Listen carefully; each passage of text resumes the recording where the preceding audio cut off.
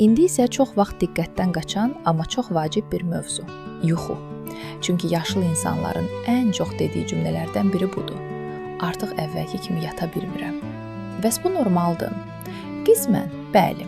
Yaş artdıqca yuxunun strukturu dəyişir. İnsan daha tez oyanır, yuxu daha səthi olur, gecə ərzində oyanmalar artır. Bu fizioloji dəyişiklikdir.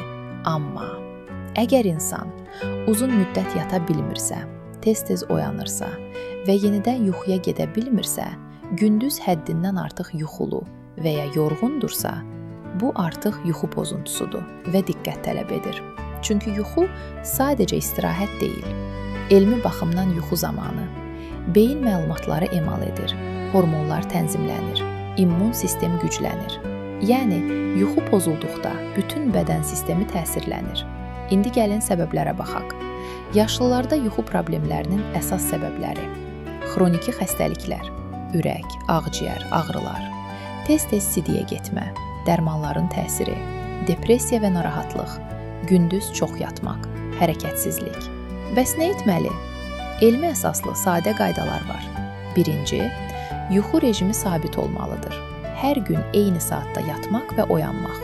İkinci, gündüz aktiv olmaq. Hərəkət edən insan daha rahat yatır. Üçüncü, gündüz uzun yatmamaq. Əgər yatılırsa, qısa olmalıdır. 20-dən 30-a qədər dəqiqə. Dördüncü, axşam ağır yemək və kofeindən uzaq durmaq.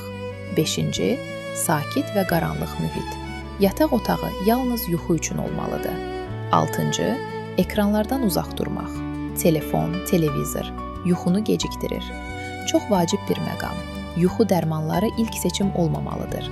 Onlar yalnız həkim nəzarəti ilə və qısa müddətli istifadə olunmalıdır. Çünki yaşlılarda yan təsirləri ciddi ola bilər, xüsusilə yıxılma riski artır. Sonda əsas fikir: yuxu problemi yaşın qaçılmaz hissəsi deyil. Düzgün yanaşma ilə yuxunu yaxşılaşdırmaq mümkündür və yaxşı yuxu, yaxşı yaddaş, yaxşı əhval və daha sağlam həyat deməkdir.